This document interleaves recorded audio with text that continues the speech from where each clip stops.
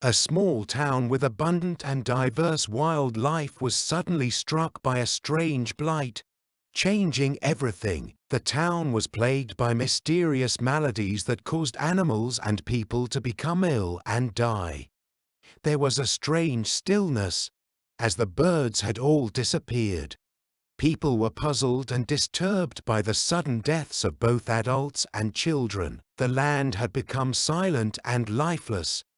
The birds had all disappeared. The hens weren't hatching chicks. There were no bees pollinating the apple trees. The streams were devoid of fish, and white powder had been dropped from the sky, killing off all living things. People had done this to themselves. Pollution has become a global problem, and it is having an alarming effect on the environment.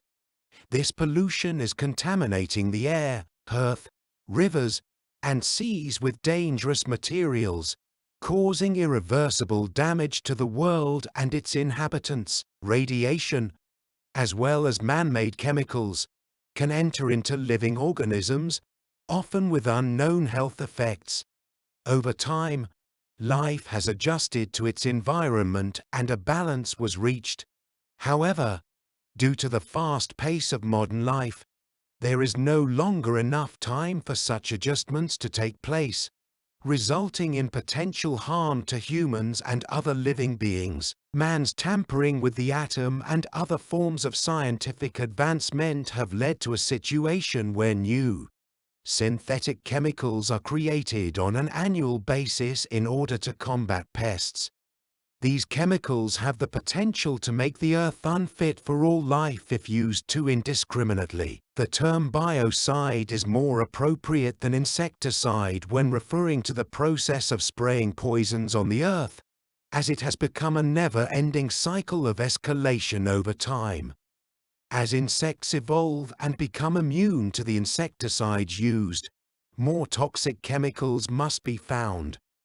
This process has led to an increased amount of contamination of the environment with substances that can cause harm, even potentially altering the human germplasm. This could have serious implications for the future of mankind, as the effects may not be seen for decades or centuries. Large-scale agriculture has led to conflicts between humans and insects, with some insect species competing with humans for food and carrying diseases. To address this problem, mankind has tried to control the pests by using pesticides, which have had disastrous consequences such as threatening human health and risking the balance of nature. Insects can cause both crop destruction and disease. To combat this, humans have tried using chemical control, with limited success. The spread of insects has been greatly aided by the importation of plants, leading to a migration of species around the world. Quarantine measures are often used, but have not proven completely effective. The importation of plants and animals from overseas has led to the introduction of many insect pests, which can have a devastating effect on their new environment. In order to prevent further invasions, it is necessary to acquire knowledge about animal populations and their relationships with their surroundings. However, humans are now exposed to dangerous chemicals throughout their lifespan, due to the use of synthetic pesticides, such as DDT. This poses a great risk to both the environment and human health. Synthetic insecticides have been found in many environments, from rivers and streams to soil and animals. They have even been found in human bodies and mother's milk. This is a result of the growth of the industry for producing these chemicals, which began during World War II when they were used as agents of chemical warfare. Now, most humans have them stored in their bodies. The use of synthetic pesticides has grown dramatically in the United States, with production increasing five-fold since 1947. These man-made insecticides are vastly more potent than their natural counterparts and have a variety of uses. With so many chemicals now being used, It is important to understand their power and effects on human health. Arsenic has been a popular agent of homicide for centuries, and it has also been known to be cancer-causing since the early 1800s.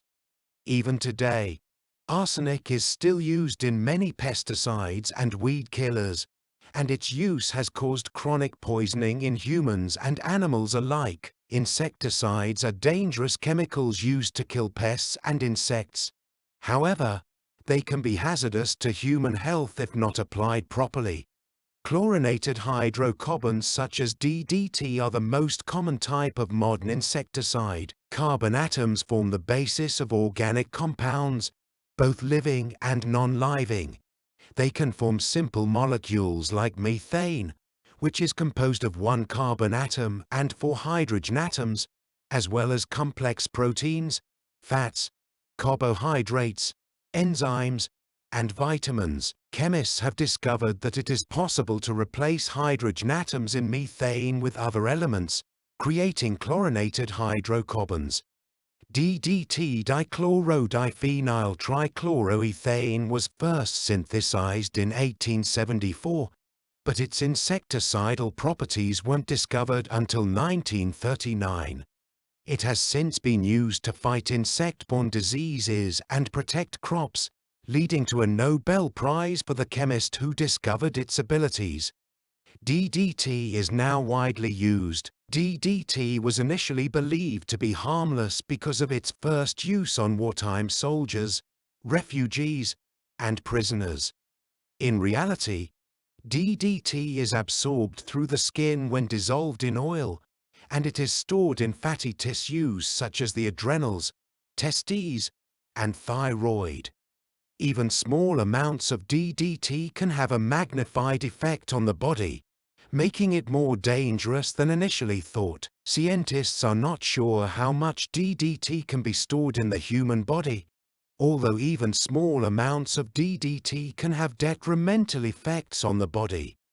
Because DDT is cumulatively stored and built up at a rate higher than that at which it is excreted, there is a threat of chronic poisoning and degenerative changes of the organs. DDT and other related chemicals have been studied extensively in terms of their storage capacity in humans. Studies show that people with no known exposure except dietary intake store from 5.3 to 7.4 parts per million, agricultural workers about 17.1 parts per million, and workers in insecticide plants as high as 648 parts per million. These chemicals have the potential to be passed on from one organism to another through food chains, such as fields of alfalfa being dusted with DDT and then fed to hens which lay eggs containing DDT. Chlorinated hydrocarbon insecticides, like DDT and chlordane, are extremely toxic and persistent. They can pass through the placenta to unborn infants, and through food to animals and humans. These chemicals can accumulate in the body, leading to poisoning and other serious health risks. Chlordane is a highly toxic insecticide which can enter the body through various portals. It has been found to accumulate in high amounts in fat, and can cause serious health issues if handled improperly. In some cases, it can even lead to death. Heptachlor, a constituent of chlordane, can be found in the body if consumed in even small amounts due to its ability to store in fat. It can also transform into heptachlor epoxide, which is 2 to 4 times as toxic as the original chemical. Dieldrin, aldrin, and indrin are 3 of the chlorinated naphthalenes that lead to hepatitis and yellow atrophy of the liver in humans and cause fatal diseases in cattle. Dieldrin is a widely used insecticide that is 5 times more toxic when ingested than DDT and 40 times as toxic when absorbed through the skin in solution. It can cause severe convulsions and has been linked to deaths. Aldrin is an alter ego of dieldrin, which can be found in carrots from beds treated with it. Aldrin is a toxic insecticide that has been known to cause degenerative changes in the liver and kidneys of experimental animals. It can be lethal to birds and mammals in small doses, and can even cause sterility in birds, resulting in fewer eggs and weaker offspring. Beyond this, it also has a menacing shadow into the future, as its effects can be passed down through generations. Indrin is a highly toxic chlorinated hydrocarbon that has caused great harm to animals and potentially to humans. In 1958, an American couple sprayed their home with a product containing indrin, and the baby and family dog were taken out of the house beforehand. A family's dog and baby were exposed to insecticides, which caused the dog to vomit and die. The baby also vomited and went into convulsions and became a vegetable. Organic phosphates, one of the most poisonous chemicals in the world, were discovered to be insecticidal by a German chemist in the late 1930s. Organic phosphate insecticides act on the living organism in a peculiar way, destroying enzymes and targeting the nervous system. In 1960, 2 children in Florida died from parathion poisoning after using a discarded bag containing the insecticide to repair a swing. As these chemicals were recognized as devastating weapons, their use was declared secret by the German government. The main hazard associated with them is acute poisoning of people coming into contact with them. Acetylcholine is a chemical transmitter that helps impulses pass from nerve to nerve.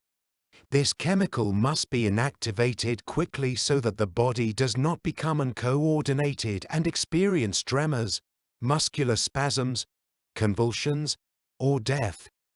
The body has an enzyme called cholinesterase that breaks down the acetylcholine when it is no longer needed. However, organic phosphate insecticides can inhibit the activity of the protective enzyme, leading to a buildup of acetylcholine and the possibility of acute poisoning with even small additional exposure. Parathion is a widely used and powerful chemical in the organic phosphate group. It is highly toxic to humans, as evidenced by a chemist who died after ingesting a very small amount of it. It can cause serious illness in humans, as illustrated by the example of 11 out of 30 orange pickers becoming violently ill after exposure to it. Therefore, regular blood checks are recommended for those regularly exposed to parathion. Parathion is a highly toxic insecticide that, if used improperly, can cause serious health problems. In some parts of the world, it has led to an extremely high number of fatalities. Despite its toxicity, it is still widely used and applied annually to agricultural fields in the United States by hand sprayers, motorized blowers and dusters, and airplanes. Malathion is widely used in gardening, in household insecticides, in mosquito spraying and in blanket attacks on insects. It is considered to be one of the least toxic organic phosphates, but its safety relies on the mammal liver's ability to detoxify it. However, when malathion is administered with another organic phosphate, a severe poisoning can result up to 50 times more than predicted. The toxicity of some organic phosphate insecticides is amplified when 2 different compounds are combined. This can be dangerous for those who spray, as well as those who consume sprayed products. Systemic insecticides are also dangerous, as they convert plants or animals into a sort of media's robe that kills any insects that come in contact with them. Systemic insecticides are synthetic chemicals that can permeate all parts of a plant or animal and make them toxic. These systemics are usually drawn from the organic phosphate group, and can be applied to seeds either by soaking or coating with carbon. This produces seedlings that are poisonous to aphids and other sucking insects. Systemics are a type of pesticide that is ingested by the target organism. Vegetables, cotton seeds, and honey can become contaminated if the systemic is used improperly. Systemics have been used to control parasites in livestock, but extreme care must be taken to avoid accidentally poisoning the animal. No one has proposed a human systemic that would make humans lethal to mosquitoes. Herbicides, or weed killers, are not just toxic to plants.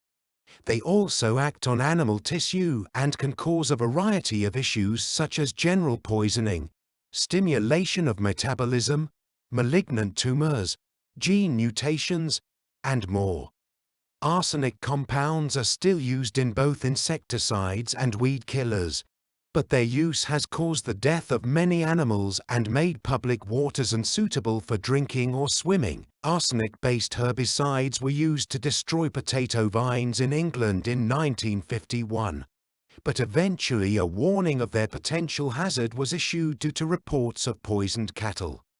In 1959, after the death of a farmer's wife through arsenic-contaminated water, production of arsenical sprays was stopped and restrictions on their use were imposed.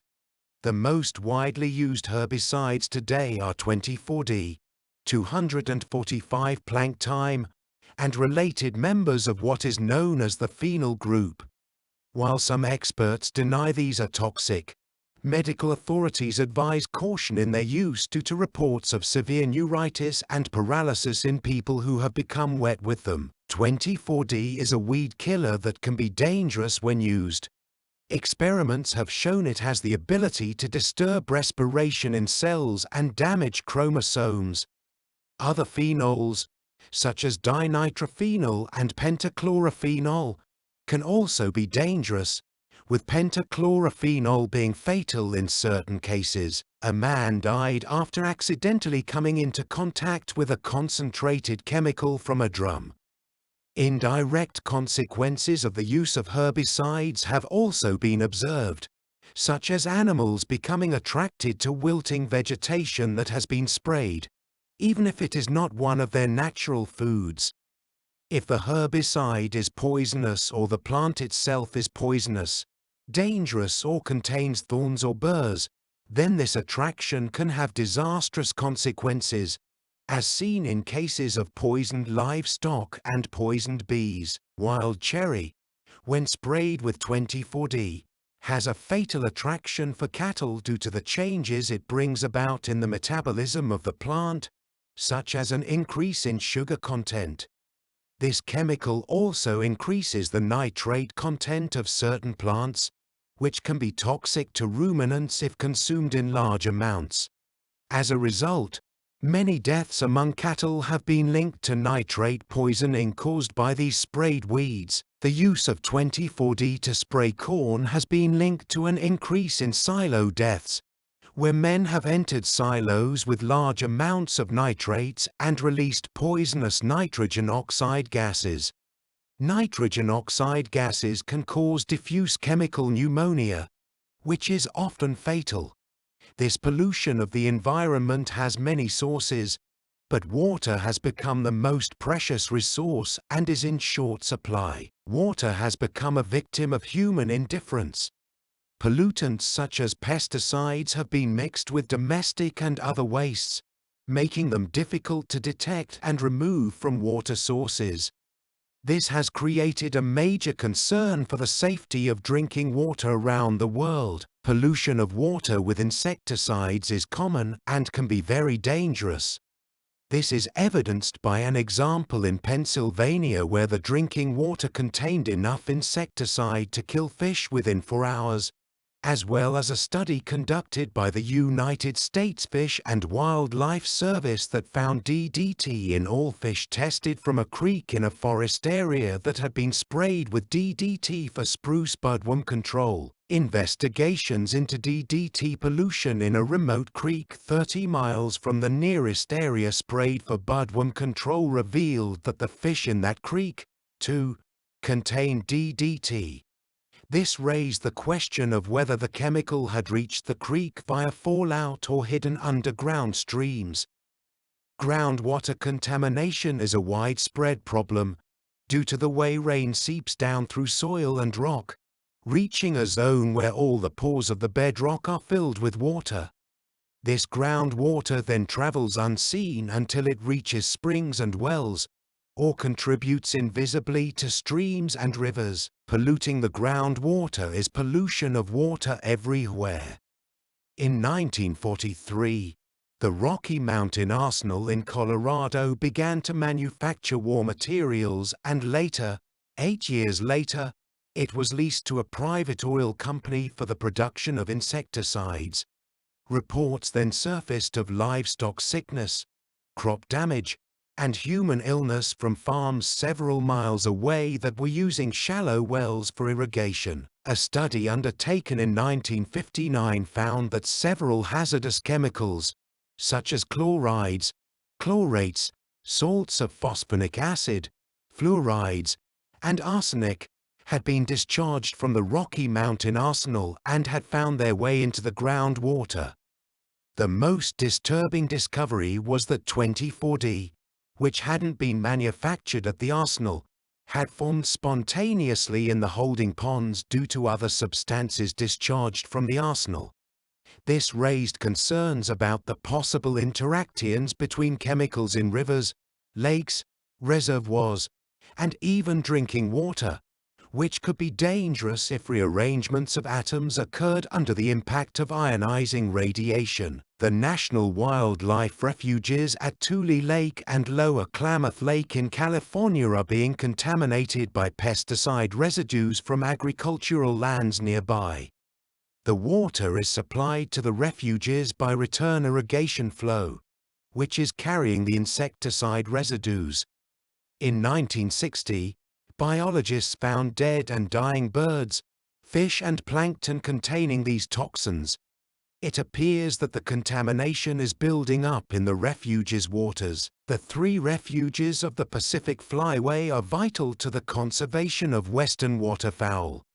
During migration they receive millions of ducks and geese, while in summer they provide nesting areas for endangered species. If these refuges were contaminated, it could be devastating for the Far West's waterfowl populations.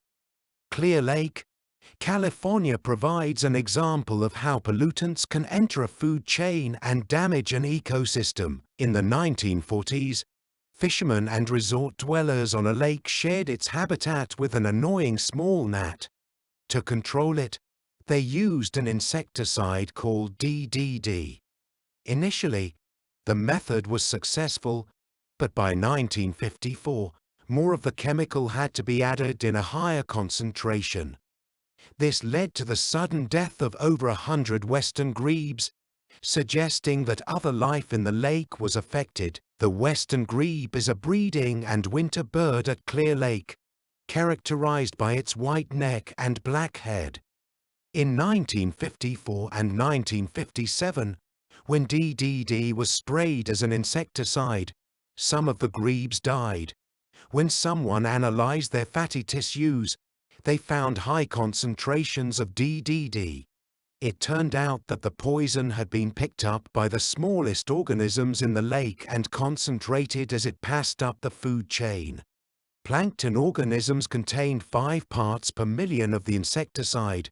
Plankton-eating fish had 40 to 300 parts per million, and carnivorous species had the most. Even after the last application of DDT, the poison was still present in the lake's ecosystem. Plankton contained as much as 5.3 parts per million 23 months after the chemical treatment had ceased, and all fish, birds, and frogs examined a year later still contained DDT, showing that the poison had been passed from one generation to the next. DDT, a powerful insecticide, was used in Clear Lake and ended up killing off the lake's nesting colonies of grebes. The California State Department of Public Health put an end to its use out of safety concerns. The soil is crucial for life on land, as plants can't grow without it and no animals can survive without them.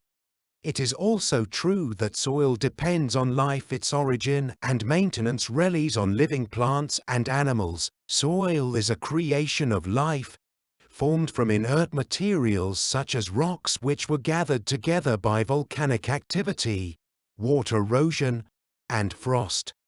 Lichens, mosses, and insect debris help to form the soil. The soil is constantly changing due to new materials being added in addition to materials being taken away for use by living creatures. Living organisms are active agents in this process as they help to convert elements from air and water into forms suitable for plant life. Bacteria, fungi, and algae are the essential microorganisms in the soil that work together to break down plant and animal residues, making them available for cyclic movements of chemical elements like carbon and nitrogen. They are incredibly abundant, with a teaspoonful of topsoil containing billions of bacteria, and their combined weight making up the majority of the total weight of the top foot of a single acre of fertile soil. Soil organisms are essential for the health of plants and the maintenance of soil. Nitrogen-fixing bacteria, for example, provide nitrogen for plants, and other microbes help dissolve rock and transform minerals like iron and sulfur into forms that can be used by plants. Mites and springtails also play a part in breaking down the litter of the forest floor to create soil. Soil life is made up of countless small creatures that aerate, macerate, and digest the leaves, mixing them with the soil.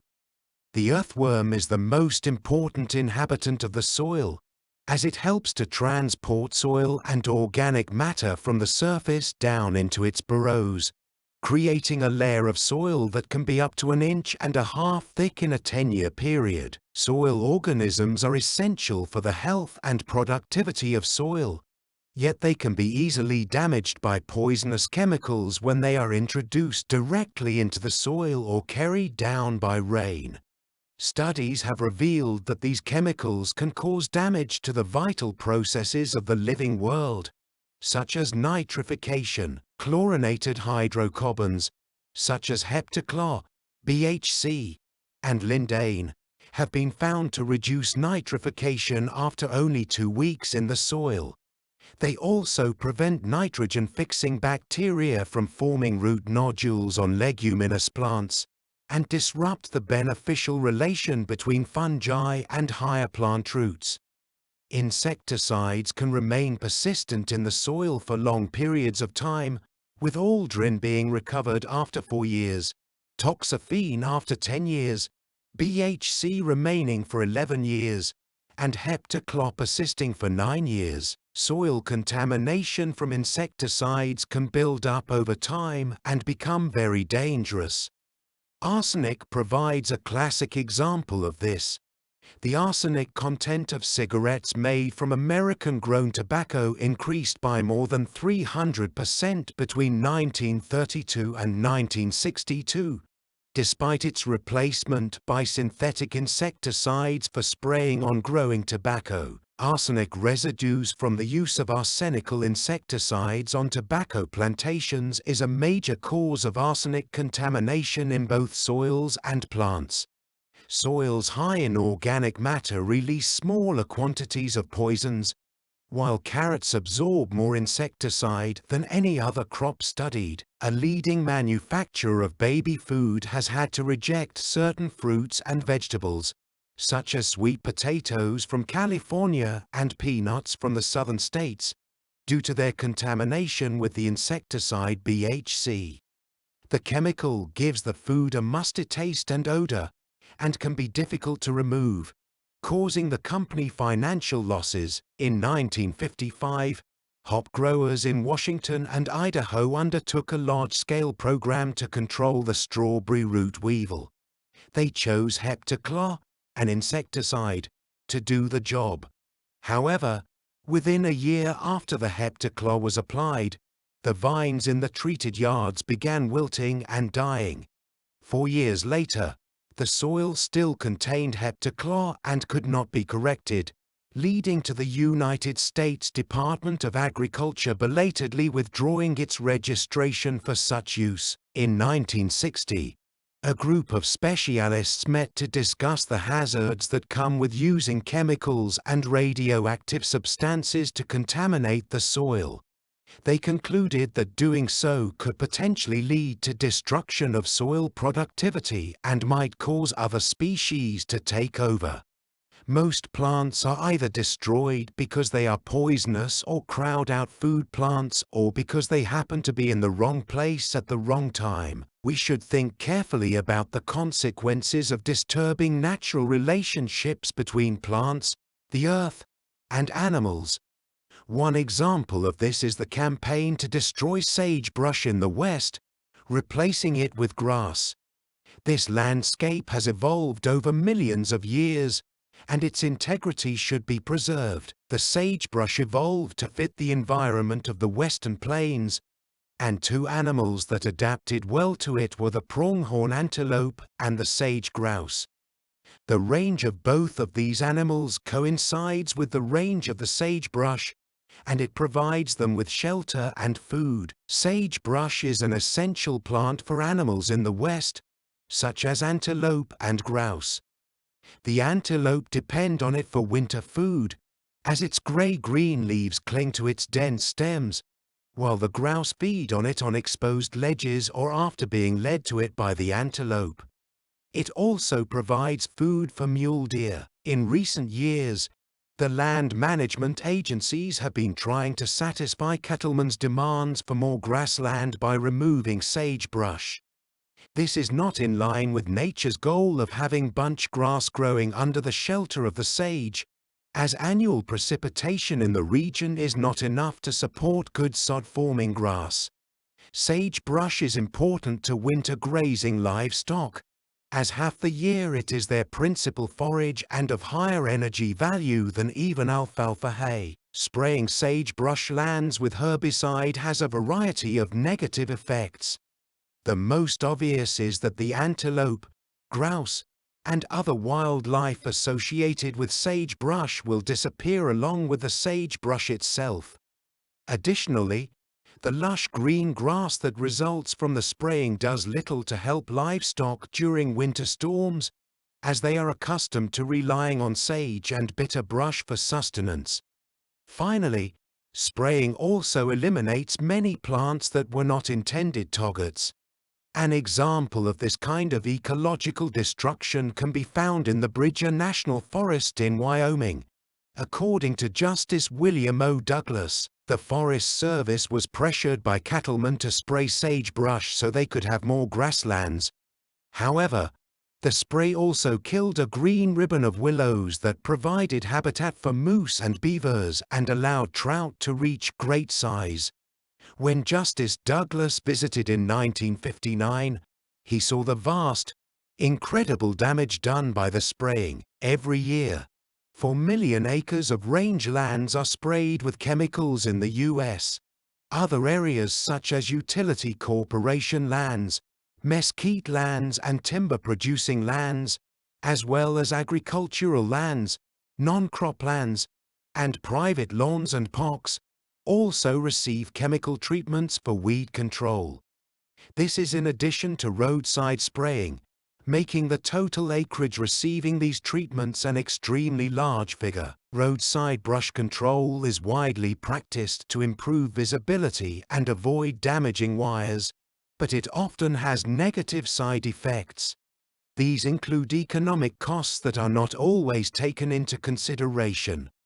Furthermore, the use of chemicals for this purpose leads to a disfigurement of the roadsides that tourists find unappealing. Conservationists visited an island in Maine in 1960 and were angry over the destruction of the roads they traveled to get there. The roads that used to be lined with wildflowers, bayberry and sweet fern, alder and huckleberry, were now filled with dead vegetation for miles. The use of chemical weed killers is leading to the death of many native shrubs, flowers, and trees. In some cases, even large trees that have not been directly sprayed are affected by the chemicals. This has caused a roadside crisis in Connecticut and could have similar consequences in Maine if allowed to continue. The loss of tourist goodwill due to a lack of natural beauty could be costly for Maine's economy. The use of weed killers on roadsides has caused much of the natural vegetation to die off, leaving a stark, barren landscape.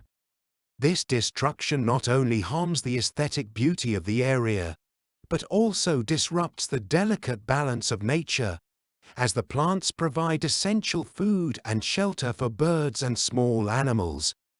In some places, however, authority has failed to spray, leaving oases of beauty that serve as a reminder of what was once there. Many wild plants, agricultural crops and wild animals depend on native pollinating insects for their survival. Yet these insects are being eliminated through clean cultivation and chemical spraying of hedgerows and weeds. This senseless destruction of the bees' habitat could have far-reaching consequences, as evidenced by the example of ragweed, which has flourished due to efforts to control it chemically. Many gallons of chemicals have been sprayed along roadsides to kill ragweed, but this has instead resulted in more ragweed. To control ragweed, it is better to maintain dense shrubs and ferns rather than spraying. Unfortunately, some spraying has also created new problems by allowing grasses to thrive and become weeds. A better approach is selective spraying, which was developed by plant ecologist Dr. Frank Egler. Dr. Frederick C. Egler, an ecologist, developed a method of vegetation control that uses selective spraying, which is directed only at trees and exceptionally tall shrubs, with poison being applied at the base. This eliminates the need for blanket spraying, preserving the environment and wildlife habitat while preserving the beauty of the roadside growth. Chemical pesticides are often used without considering the long-term effects, even though there are alternatives such as biological controls and selective spraying which have proven to be effective in many places. This disregard for the environment is causing contamination and death, and taxpayers should demand a change of method. To make a good impression on a date, be polite, dress nicely, show respect for your date's interests and values, and make sure to focus on having a good time.